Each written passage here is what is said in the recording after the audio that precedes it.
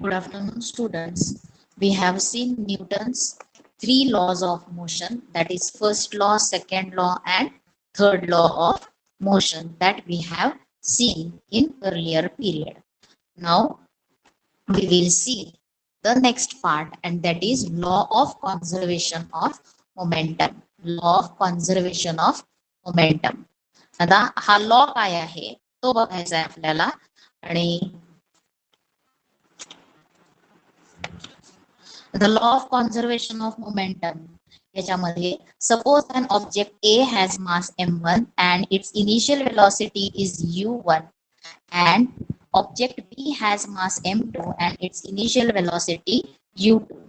आता law of conservation of momentum तो काय आहे तो स्टडी करायचा आहे. आता ज्या वेळेला दोन ऑब्जेक्ट्स एकमेकांवरती काय होणार आहेत, कोलाइड होणार आहेत. when two objects collides on each other, त्यावेळेस त्या दोन objects total momentum before collision आणि टोटल मोमेंटम आफ्टर कोलिजन काय असणार आहे, सेम. आणि तो हा लॉ आहे, law of conservation of momentum. आता दोन ऑब्जेक्ट कन्सिडर केलेत, ए आणखीन B. What is mass of object A, m1. Mass of object B is m2.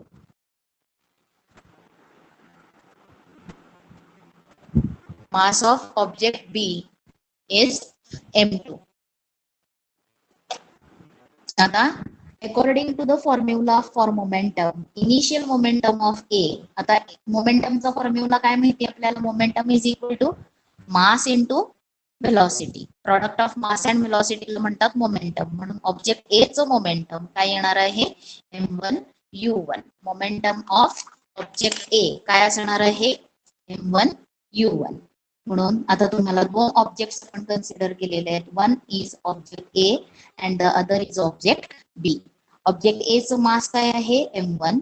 त्याची इनिशियल वेलॉसिटी काय आहे, u1. ऑब्जेक्ट बी चं मास m2 आणि त्याची इनिशियल वेलॉसिटी u2. आता ऑब्जेक्ट ए चं इनिशियल मोमेंटम काय असणार आहे, जे सुरुवातीचे momentum, initial momentum. Initial momentum of object M काय असणार आहे, ते product of mass and velocity m1 u1. आणि इनिशियल मोमेंटम ऑफ बी कशाने दिलं जाणार आहे, इट इज m2 u2. काय जाणार आहे, ऑब्जेक्ट बी चं initial momentum. Suppose this two objects collides each other. हे दोन्ही ऑब्जेक्ट काय होणार आहेत, कोलाइड होणार आहेत. ते काय होणार आहेत, एकमेकांवरती कोलाइड होणार आहेत. कोलाइड झाल्यावरती म्हणजे ते एकमेकांवरती आदळणार आहेत. कोलाइड झाल्यावरती let the force A due to B F1. Let the force on A due to B F1. A वरती बी मुळे एक्झर्ट होणारा फोर्स हा कशाने रिप्रेझेंट झालेला आहे, F1. This force will cause acceleration in A and it's velocity will be v1. आता ज्यावेळेस ते कोलाइड होणार आहे, दोन ऑब्जेक्ट एकमेकांवर कोलाइड झाले. आता समजा बघा, एक बॉल दुसऱ्या बॉल वरती ज्यावेळेस कोलाइड होतो त्यावेळेस ते एकमेकांवरती फोर्स एक्झर्ट करतात. बी न ए वरती एक्झर्ट केलेल्या फोर्स मुळे काय होणार आहे, ए मध्ये वेलॉसिटी किंवा त्याची वेलॉसिटी चेंज होणार आहे. आणि बी न ए वरती अप्लाय केलेला फोर्स काय आहे, F1. त्याच्यामुळं ए हा, आता तुम्ही गोट्या खेळता, मार्बल्स खेळता, त्यावेळेस एक गोटी ज्यावेळेस दुसऱ्याला धडकते त्यावेळेस दोन्ही गोट्यांच्या मध्ये आपल्याला मोशन दिसतं. म्हणजेच पहिली गोटी दुसऱ्यावरती फोर्स एक्झर्ट करणार आहे, म्हणून ती दुसरी गोटी आपल्याला तिच्यामध्ये वेलॉसिटी ती मूव्ह झालेली दिसते. आणि दुसऱ्या गोटीच्या मुळे सुद्धा काय होणार आहे, पहिल्या गोटीचं मार्बलचं मोशन मध्ये फोर्स एक्झर्ट केल्यामुळे मोशन मध्ये जाणार आहेत. तसंच म्हणून इथं एच्या म्हणजे जो काही बी जो ऑब्जेक्ट आहे तो ए वरती एक फोर्स एक्झर्ट करणार आहे. And let the force exerted by B on A B F1. मग बी हा ए वरती फोर्स जो एक्झर्ट करतो तो F1 असेल. तर ह्या F1 फोर्स मुळे ए च काय होणार आहे, व्हेलॉसिटी ती मोशन मध्ये जाणार आहे, ऍक्सेलरेट होणार आहे. ती बॉडी ए हा ऑब्जेक्ट ऍक्सेलरेट होणार आहे आणि त्याची व्हेलॉसिटी, फायनल व्हेलॉसिटी v1 असेल. त्याच्यामुळं या F1 फोर्स मुळे तो ऑब्जेक्ट ऍक्सेलरेट होणार आहे आणि त्याची व्हेलॉसिटी, फायनल व्हेलॉसिटी ही काय होणार आहे, तर फायनल व्हेलॉसिटी V1 असेल. मग त्याच्यामुळं फायनल मोमेंटम काय येणार आहे, final momentum of A, final momentum of A काय असणार आहे, तर मास त्याचा आहे m1 आणि फायनल व्हेलॉसिटी v1.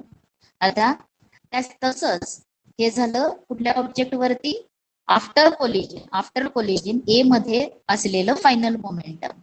तर according to Newton's third law of motion, third law काय सांगतो, A also exerts equal force on B but in opposite direction. A सुद्धा काय करणार आहे, B वरती फोर्स एक्झर्ट करणार आहे, equal force but in opposite direction.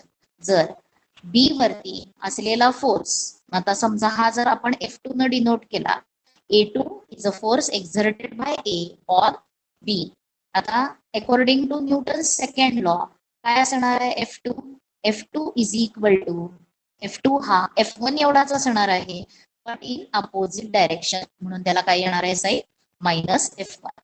मग आता इथं बी वरती एक्झर्ट होणारा फोर्स हा काय असणार आहे F2, आणि त्याच्यामुळं बी हा ऑब्जेक्ट सुद्धा काय होणार आहे, मोशन मध्ये त्याला ऍक्सेलरेट होणार आहे आणि त्याला व्हेलॉसिटी येणार आहे, आणि ती व्हेलॉसिटी जर v2 असेल तर final momentum of B is given by m2 v2 हे काय असणार आहे, फायनल मोमेंटम ऑफ बी. आणि आता हे झालं फायनल मोमेंटम ऑफ बी.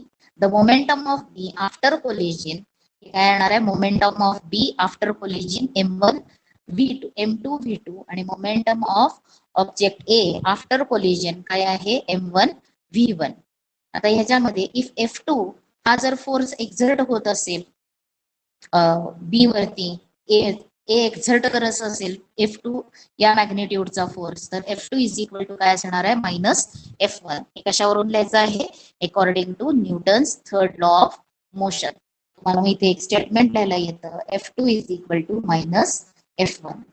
आता आपल्याला फोर्स इक्वेशन आपण बघितलंय, फोर्स इक्वेशन काय आहे, mass into acceleration, second equation of motion Newton second law वरून फोर्स इक्वेशन आपल्याला मिळालेलं आहे, आणि तेच इथं यूज केलं तर F2 ची व्हॅल्यू तुम्हाला काय लिहिता येते, m2 a2 is equal to minus m1 a1, आणि F म्हणजे काय आहे, force equation, F is equal to ma according to second law of motion. आता याच्यामध्ये हा ए म्हणजे काय आहे, चेंज इन व्हेलॉसिटी, A2 म्हणजे काय, change in velocity of object B. त्याच्यानंतर A1 म्हणजे काय असणार आहे, change in velocity of object A, first object याचा असणार आहे. म्हणून आपण इथे लिहिणार m2 इंटू A2 म्हणजे काय लिहिता येणार आहे, तर final velocity minus initial velocity upon t, हा आपण फॉर्म्युला ऍक्सेलरेशन साठी स्टडी केलाय तो घातलेला आहे, is equal to minus m1 into काय येणार आहे, याचा ऍक्सेलरेशन काय आहे इथं A1 ची व्हॅल्यू, तर final velocity v1 minus u1 upon T, हे व्हॅल्यूज घातल्या. आणि नंतर आता आपल्याला हे सिम्प्लिफाय करायचं आहे. दोन्ही बाजूकडून तुम्हाला काय कॅन्सल होणार आहे, टी कॅन्सल होईल, तो टी कॅन्सल करा. हे का सबस्टिट्यूट केलं, तर इथं आपल्याला A is equal to change in velocity v minus u upon t हा फॉर्म्युला माहिती आहे म्हणून हे सबस्टिट्यूट केलं. टी दोन्ही बाजूकडून कॅन्सल होईल, ते कॅन्सल झाल्यावरती तुम्हाला काय मिळणार आहे, इथे m2 into bracket v2 minus u2 is equal to minus m1 into bracket v1 minus u1. आता आतमध्ये मल्टिप्लाय केलं तर तुम्हाला काय मिळणार आहे, m2 v2 minus m2 u2 is equal to minus m1 v1 minus into minus plus m1 u1 हे येणार आहे. आता याच्यात आता तुम्हाला ट्रान्सफर करायला लागणार आहे. मग काय काय कसं कसं करायचं आहे, तर हा जो आहे तो इकडे ट्रान्सफर करायचा, आणखीन म्हणजेच इकडचा निगेटिव्ह जो आहे तो इकडे ट्रान्सफर करा आणि इकडची निगेटिव्ह तर इकडे ट्रान्सफर करा. म्हणजे काय मिळणार आहे तुम्हाला, m2 u2 m2 v2 ही इकडं घ्या प्लस काय येणार आहे m1 v1. Is equal to इथली पॉझिटिव्ह टर्म पहिल्यांदा M1U1 आणि ही निगेटिव्ह टर्म इकडे ट्रान्सफर करा. लक्षात आलंय? जे निगेटिव्ह आहे ते ट्रान्सफर करा. निगेटिव्हचं काय होणार आहे इकडे आल्यावरती पॉझिटिव्ह M2U2. आणि आता याच्यामधून तुम्हाला काय करायला येईल तर हे जे आहे हा आहे final velocity of B object B and this is final velocity of object A. आता हे काय आहे initial velocity of object A आणि this is initial velocity of object B. ह्याच्यावरून काय झालं the total momentum before collision हे final आहे आणि हे इनिशियल मोमेंटम आहे. म्हणजेच तुम्हाला काय मिळालेलं आहे the total magnitude of final momentum is equal to the total magnitude of the magnitude of total initial momentum. या दोघांची ऍडिशन आहे. हे पण हे काय आहे final momentum of object B ही व्हॅल्यू M1V1 म्हणजे काय आहे तो फायनल मोमेंटम ऑफ ऑब्जेक्ट ए.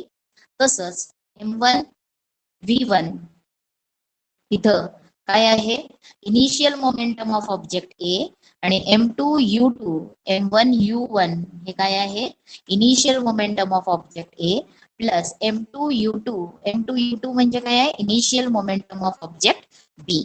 म्हणून तुम्हाला इथं काय लिहिता येतं तर इथं ही मॅग्निट्यूड आहे. ही कशाची मॅग्निट्यूड आहे therefore the magnitude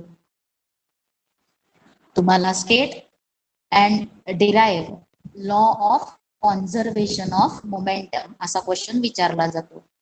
magnitude of कसलं मॅग्निट्यूड आहे हे ऍडिशन आहे म्हणून टोटल आणि कुठलं मोमेंटम आहे हे final momentum. Magnitude of total final momentum is equal to the magnitude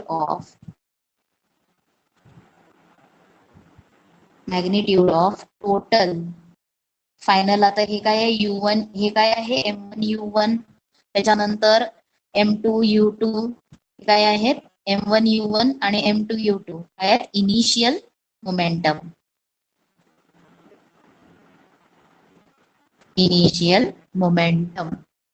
हे येणार आहे. आणि दिस इज लॉ ऑफ जे स्टेटमेंट आहे या स्टेटमेंटचा यूज आपल्याला सम सॉल्व्ह करण्यासाठी होणार आहे. आणि हे कसलं स्टेटमेंट आहे law of conservation of momentum.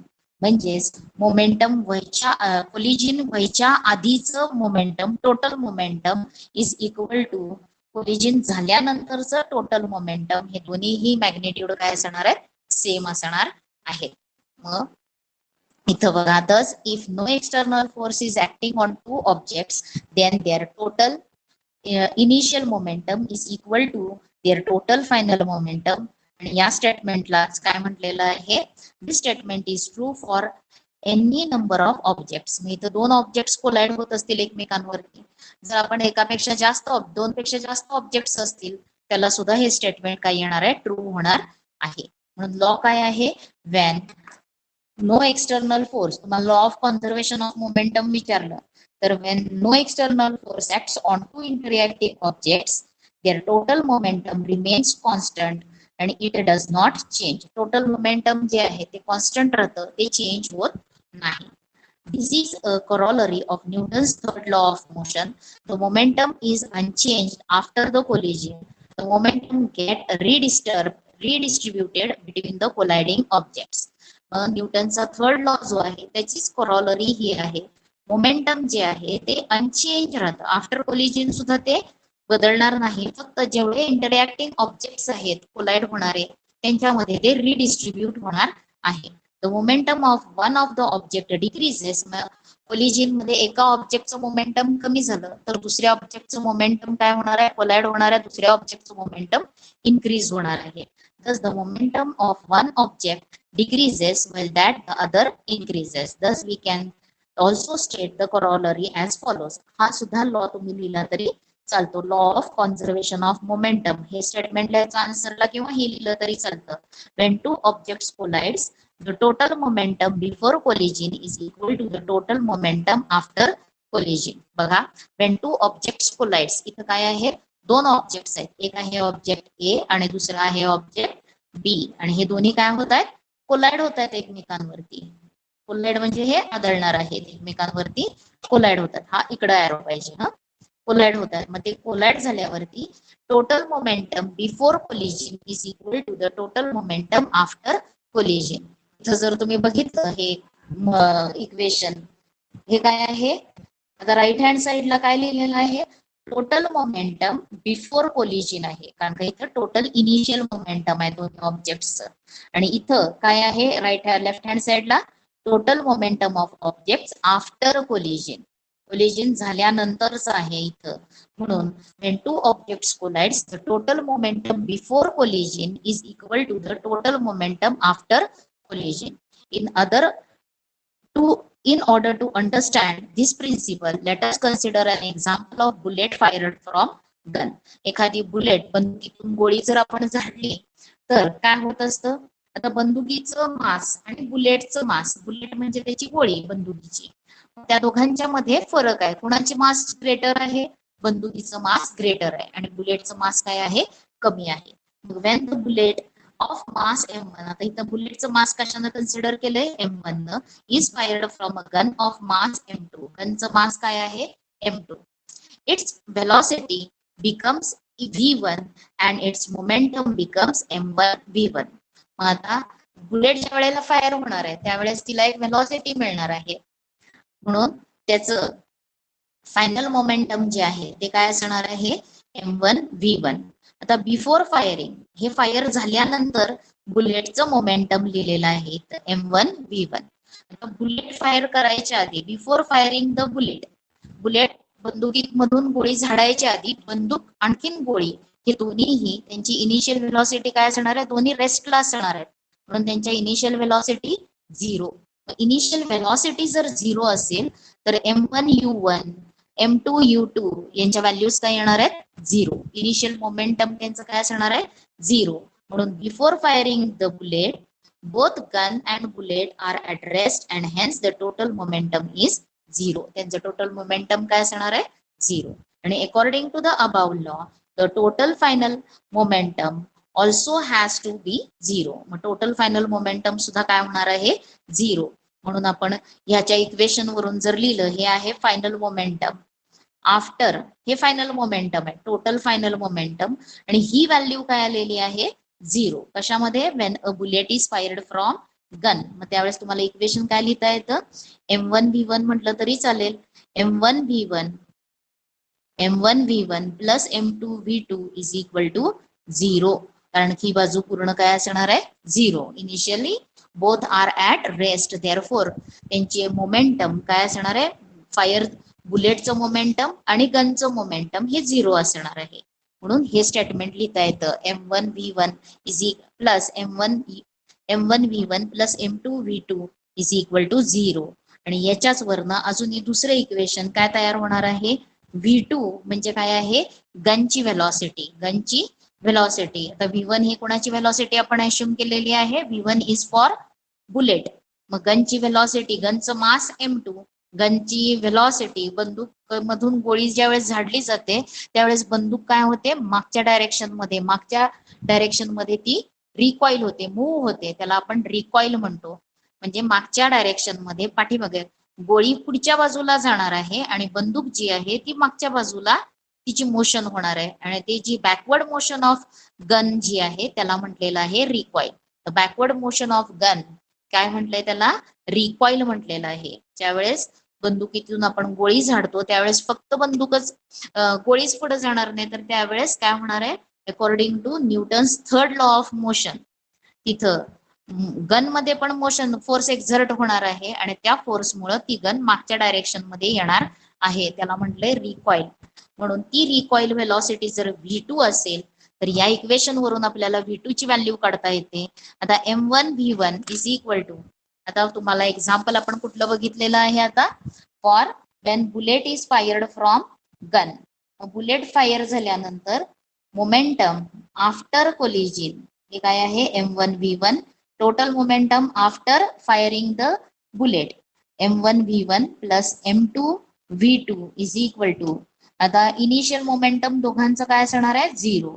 म्हणून ह्याच्यावरून m2v2 इज इक्वल टू काय येणार आहे मायनस m1v1 आणि आपल्याला ही व्हॅल्यू काढायची आहे v2 इज इक्वल टू ह्या m2 ला ट्रान्सफर केलं तर minus m1 upon m2 into काय येणार आहे v1 m1 upon m2 into v1 हे तुम्हाला काय मिळते रिकॉइल व्हेलॉसिटी याला साइन मायनस म्हणजे गनची डायरेक्शन काय आहे बॅकवर्ड डायरेक्शन मध्ये बुलेटची डायरेक्शन फॉरवर्ड डायरेक्शन कळले मग ही गनची व्हेलॉसिटी आहे आणि ती बॅकवर्ड डायरेक्शन आहे मायनस साइन काय इंडिकेट करते it's motion is in opposite direction to the bullet म्हणून रिकॉइल व्हेलॉसिटी त्याला म्हटलंय आणि ती v2 न डिनोट होते आणखीन v2 इज इक्वल टू काय लिहिता येणार आहे minus m1 upon m2 into v1 मग हे एक एक्झाम्पल बघितलेलं आहे आता त्याच्यानंतर अशा प्रकारे आपलं न्यूटन्स तीन इक्वेशन्स बघितलेत त्याचबरोबर law of conservation of momentum त्याच्यावरचं एक एक्झाम्पल आपण बघितलं when bullet is fired from gun त्यावेळेला ज्या वेळेस बुलेट गन मधून फायर होते त्यावेळेस total momentum after firing the gun म्हणजे total momentum after firing the gun is equal to काय लिहिता येतं 0 लिहायला येतं मग as the mass of gun is much higher than the mass of bullet, the velocity of gun is much smaller than the velocity of bullet. आता gun मागच्या direction मध्ये motion मध्ये जाणार आहे असणार आहे ती गतिमान आणि बुलेट फॉरवर्ड डायरेक्शन मध्ये ह्याच्यामध्ये मोशन व्हेलॉसिटी कुणाची ग्रेटर असणार आहे बुलेटची ग्रेटर असणार आहे कारण तिचं मास काय आहे कमी आहे आणि गनची व्हेलॉसिटी ही बुलेटच्या पेक्षा गनचं मास हे बुलेट पेक्षा ग्रेटर आहे म्हणून गनची व्हेलॉसिटी ही काय येणार आहे much smaller कमी असणार आहे the magnitude of momentum of bullet and that of gun are equal and the magnitude of momentum of bullet and that of gun are equal and their direction are opposite thus the total momentum is constant and total momentum is also constant during the launch of rocket ज्या वेळेस launch करतो तिथे सुद्धा काय होणार आहे total momentum जे आहे ते कॉन्स्टंट राहणार आहे आता इथं तुम्हाला सॉल्ड एक्झाम्पल्स दिलेली आहेत ते सॉल्ड एक्झाम्पल्स बघा a mass of a cannon is 500 kg and it recoils with a speed of 0.2 meter per second. What is the momentum of the cannon? आता कॅनॉन म्हणजे काय तर तोफ गोळा माहितीये तुम्हाला तोफेमधून जे काय फायरिंग केलं जाणार आहे कॅनॉन म्हणजे काय असणार आहे तोफ आणि तिचं मास दिलेलं आहे 500 kg इट्स रिकॉइल स्पीड पण दिलाय आता तोफेतून जसं बंदुकीतून गोळी झाडली जाते त्यावेळेस बंदूक पाठीमागच्या बाजूला रिकॉइल होते तसंच तोफ सुद्धा पाठीमागच्या डायरेक्शन मध्ये थोडी मूव्ह होणार आहे आणि त्याचं स्पीड किती आहे तर 0.25 मीटर पर सेकंड हे आहे आणि तुम्हाला what is the total momentum of cannon विचारलंय मग आता इथं तुम्हाला mass of cannon 500 kg recoil speed पण त्याचा दिलेला आहे आणि तो किती आहे म्हणजे ते व्ही न डिनोट होणार आहे 0.25 मीटर पर सेकंड आणि तुम्हाला कॅनॉनची मोमेंटम फाइंड करायचं आहे म्हणून momentum is equal to mass into velocity momentum is equal to mass into velocity मासची व्हॅल्यू घातली 500 kg into 0.25 metre per second केलं तर तुम्हाला मोमेंटम ऑफ कॅनॉन किती मिळणार आहे 125 kg मीटर पर सेकंड मिळणार आहे आता त्याच्यानंतरचं एक्झाम्पल बघा 2 balls have masses 50 grams and 100 grams and they are moving along the same line in the same direction with velocities 3 meter per second and 1.5 meter per second respectively. They collide with each other and after collision the first ball moves with a velocity of 0.2 meter per second. Calculate the velocity of the other ball after collision. आता किती balls आहेत इथे 2 balls आहेत मग त्यातल्या 2 balls have masses त्यांचे masses पण दिलेत एकाचा आहे 50 ग्रॅम दुसऱ्याचा आहे 100 ग्रॅम्स आणि ते एकमेकांवरती काय होतात कोलाइड होत आहेत ते काय होतात कोलाइड होत आहेत म्हणजे they are moving along the same line in the same direction with velocities आता ते दोन्हीही एकाच डायरेक्शन मध्ये जात आहेत 2 बॉल्स आहेत आणि त्या बॉल्सची डायरेक्शन जी आहे मोशनची ती काय आहे हा समजा एक बॉल आहे आणि हा दुसरा बॉल आहे आणि त्यांची मोशनची डायरेक्शन जी आहे ती दोघांची काय आहे, सेम आहे. पण स्पीड दोघांचं सेम आहे का? हा एक बॉल आहे, हा एक बॉल आहे, त्यांची डायरेक्शन ऑफ मोशन सेम आहे, पण त्यांचं मास सेम आहे का? त्यांचं मास सेम नाही. मग एकाचं मास किती आहे, 50 ग्रॅम्स आहे आणि दुसऱ्याचं मास 100 ग्रॅम्स. सपोज या बॉलचं मास 50 ग्रॅम्स आहे आणि दुसऱ्या बॉलचं मास 100 ग्रॅम्स आहे आणि आता हे दोन काय होत आहेत, दे मूव्ह. आता त्यांची व्हेलॉसिटी पण दिलेली आहे. एकाची व्हेलॉसिटी म्हणजे ज्याचा 50 ग्रॅम मास आहे त्याची व्हेलॉसिटी किती आहे, त्याची व्हेलॉसिटी आहे 3 मीटर पर सेकंड. आणखीन ज्याचं मास 100 ग्रॅम्स आहे त्याची व्हेलॉसिटी आहे 1.5 मीटर पर सेकंड. हे आहे त्यांच्या व्हेलॉसिटीज आहेत. हे आहे मास, हे आहे व्हेलॉसिटी. मग आता ह्याच्यामध्ये तुम्हाला काय विचारलेलं आहे पुढं, they collide with each other and after the collision the first ball moves with a velocity of 2.5 meter per seconds आणि calculate the velocity of the other ball after collision. आता दोन बॉल आहेत, दोन बॉल पैकी ते दोन्ही balls एकाच direction मध्ये जात आहेत आणि पण त्यांचं मास वेगळं आहे, व्हेलॉसिटी पण वेगळी आहे. म्हणजे काय होणार आहेत, हे मोशन मध्ये जात असताना एक बॉल दुसऱ्यावरती, पहिला दुसऱ्यावरती जाऊन काय होणार आहे, कोलाइड होणार आहे. मग आता हे एकाच डायरेक्शन मध्ये आहेत, त्यांचा स्पीड कमी जास्त आहे म्हणून ते कोलाइड होणार आहेत. कळले? मग ज्यावेळेस कोलिजन होणार आहे त्यांचं, त्यावेळेस एका बॉलचं व्हेलॉसिटी दिले, कोणती किती व्हेलॉसिटीनं ते जात आहे पुढं, परत त्याला व्हेलॉसिटी किती मिळते, ती व्हेलॉसिटी आहे 2.5 metre per second and calculate the velocity of other ball after collision. कळलेलं आहे? दोन बॉल्स आहेत, दोन्ही बॉल्स एकाच डायरेक्शन मध्ये जातात. आता तुम्ही म्हणाल दोन्ही एकाच डायरेक्शन मध्ये जातात, मग ते एकमेकांवरती कोलाइड कसे होतील? तर काय होणार आहे, दोघांचं मास वेगळं आहे, दोघांची व्हेलॉसिटी वेगळी आहे म्हटल्यावरती हा बॉल काय होणार आहे, ह्याची व्हेलॉसिटी ग्रेटर आहे, ती जाऊन ह्याच्यावरती आदळणार आहे आणि ज्यावेळेस कोलाइड होणार आहेत ते, त्यावेळेस दोघांच्या व्हेलॉसिटीज मध्ये दोघांवरती फोर्स एक्झर्ट होणार आहे आणि त्या एक्झर्ट झालेल्या फोर्समुळं दोन्हीही बॉल्स ऍक्सिलरेट होणार आहेत. आणि असं ऍक्सिलरेट झाल्यानंतर एका बॉलची फायनल व्हेलॉसिटी तुम्हाला दिलेली आहे, त्याला किती व्हेलॉसिटी मिळते, तर 2.5 मीटर पर सेकंड ही व्हेलॉसिटी त्याला मिळते आणि दुसऱ्या बॉलची व्हेलॉसिटी तुम्हाला विचारलेली आहे. कळले? सपोज बघा हा लहान बॉल आहे, तो याच्यावरती जाऊन कोलाइड झाला, काही अंतर ते दोन्ही जाणार आहेत.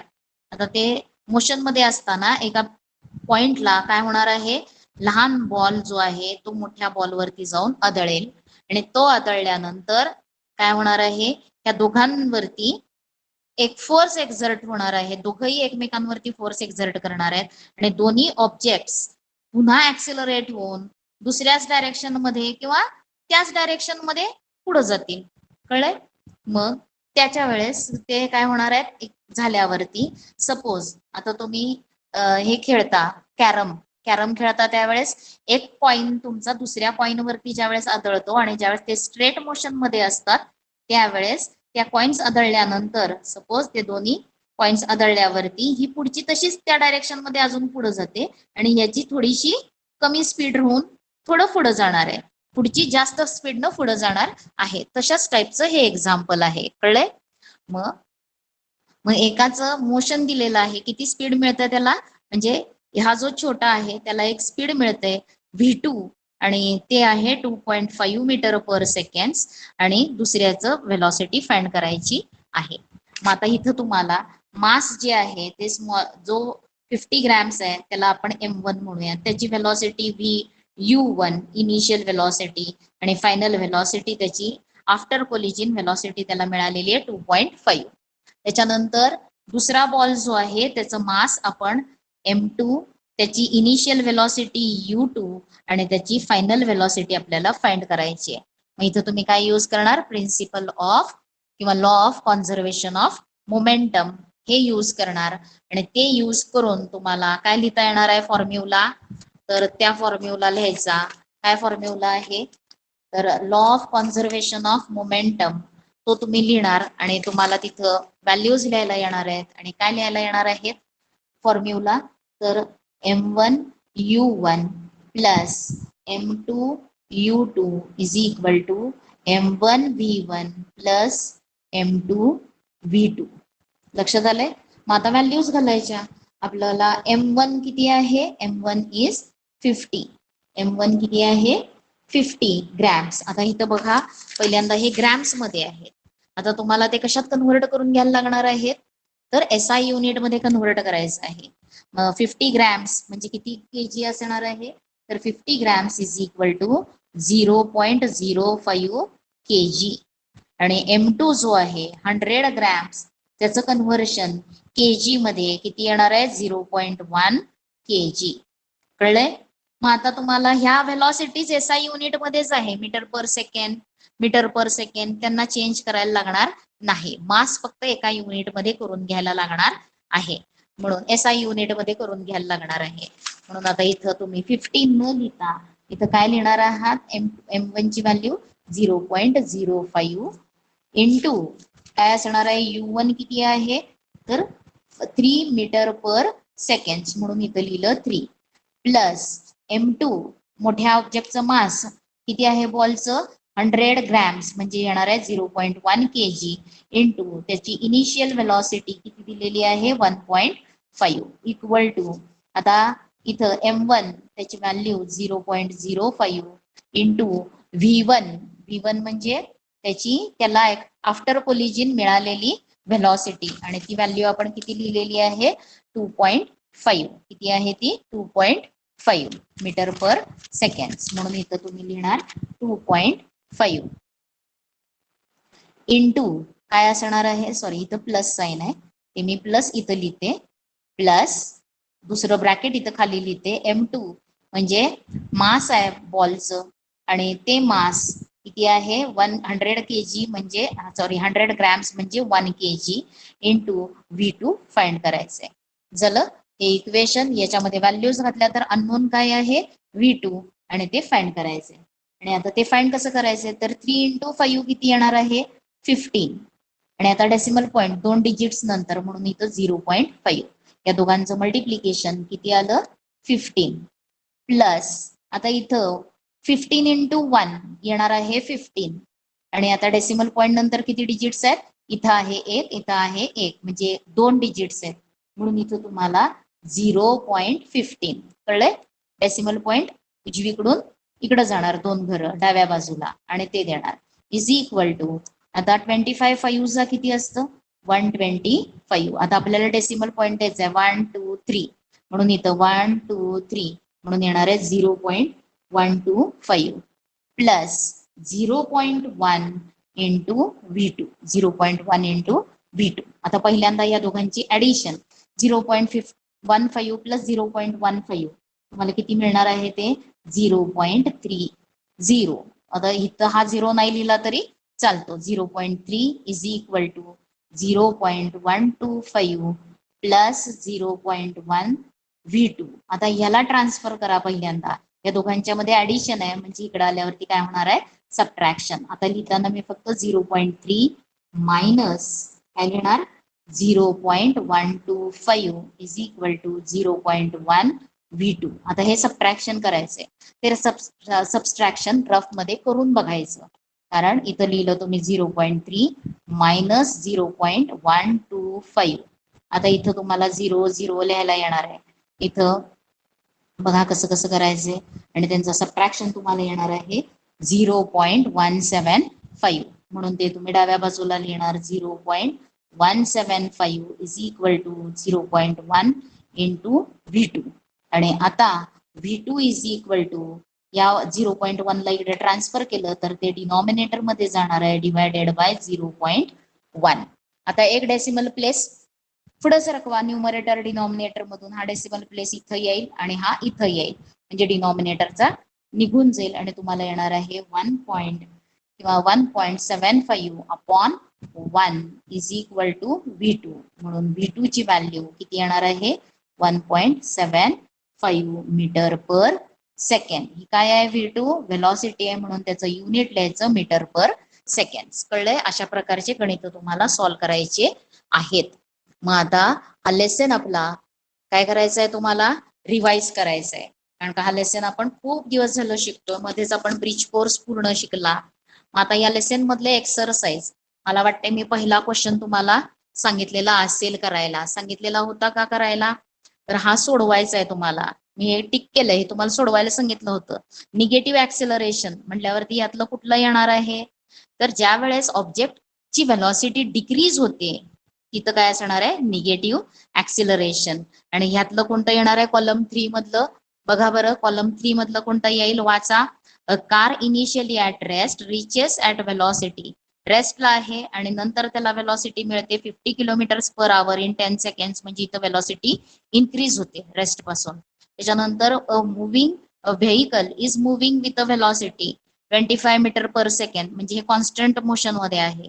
आणि आता तिसऱ्यामध्ये बघा, moving vehicle moving with velocity of 10 metre per second stops after 5 seconds, म्हणजे कोणाकोणाला येणार आहे, पहिलं जे दिलेलं आहे तुम्हाला पहिल्या कॉलम मधलं पहिलं निगेटिव्ह ऍक्सेलरेशन, त्याला कोणता असणार आहे, हा सेकंड असणार आहे. Velocity of the object decreases, आणि याच्यातलं नंतर कोणता असणार आहे, 1 2 3 असं आन्सर लिहायचं. निगेटिव्ह ऍक्सेलरेशन पुढे लिहिणार, the velocity of the object decreases, आणि थर्ड कॉलम मधलं कोणतं लिहायचंय, a vehicle moving with a velocity of 10 metre per second stops after 5 seconds. त्याच्यानंतर पॉझिटिव्ह ऍक्सेलरेशन म्हणजे काय होणार आहे, व्हेलॉसिटी ऑफ ऑब्जेक्ट इन्क्रीजेस, हे याला येणार आहे.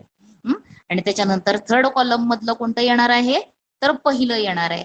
रेस्टला असलेली कार 10 सेकंदानंतर 50 किलोमीटर पर आवर एवढी व्हेलॉसिटी त्याला मिळते, म्हणून हे त्याला म्हणजे सेकंड कॉलम पहिल्यातला सेकंडला, यातलं थर्ड आणि याच्यातलं पहिलं मॅच होणार आहे. आणि झिरो ऍक्सेलरेशन केव्हा म्हणतो आपण, ज्या वेळेस ऑब्जेक्ट रेस्ट मध्ये असेल तरी झिरो, किंवा ऑब्जेक्ट मोशन मध्ये आहे पण व्हेलॉसिटी चेंज होत नाहीये, कॉन्स्टंट स्पीड न जात असेल तरी ऍक्सेलरेशन झिरो. म्हणून ऍक्सेलरेशन झिरोला सेकंड मधला पहिला येणार आहे, आणि the velocity of object remains constant, आणि मग त्याच्यातलं थर्ड मधलं सेकंड, अशी मॅच होणार. पण मी इथं जसं तुम्हाला अॅरोज दाखवलेत तसं तुम्ही अॅरोज करून लिहायचं नाही, तुम्ही स्टेटमेंट लिहायचंय सरळ. पहिलं लिहायचं निगेटिव्ह ऍक्सेलरेशन, त्याच्या पुढे करेक्ट कोणतं ऑप्शन येणार आहे सेकंड मधलं, the velocity of object decreases, त्याच्या पुढे असं इक्वल टू साइन द्या किंवा अॅरो द्या मध्ये, कळले. आणि आता त्याच्यातलं थर्ड मधलं कोणतं येणार आहे, तर a vehicle moving with velocity of 10 metre per second stops after 5, हे येणार आहे. त्याच्यानंतर हा क्वेश्चन तुम्हाला सांगितलेला आहे ते करायचं आहे. मला वाटतंय थर्ड क्वेश्चन सुद्धा तुम्हाला सांगितलेला होता, तो तुम्ही सॉल्व्ह करायचा आहे. आता त्याच्यातलं मला वाटतंय हे राहिलेलं होतं, त्याच्यातलं during collision dash remains constant. Collision होत असताना काय कॉन्स्टंट राहणार आहे, during collision dash remains constant. काय कॉन्स्टंट राहणार आहे, दोन ऑब्जेक्ट्स ज्या वेळेला कोलाइड होत असतात त्यावेळेला काय कॉन्स्टंट राहणार आहे, तर तिथं तुम्हाला काय सांगता येणार आहे, during collision when two objects collides काय कॉन्स्टंट राहणार आहे, total momentum, their total momentum remains constant. कळलेलं आहे, टोटल मोमेंटम रिमेन्स कॉन्स्टंट. लक्षात आले, their total momentum remains constant. आता त्याच्यानंतरचे हे एक्झाम्पल्स आपण सॉल्व्ह करणार आहोत. त्याच्यातलं हे नंतरच्या पिरियडला आपण बघूयात. So now we will stop.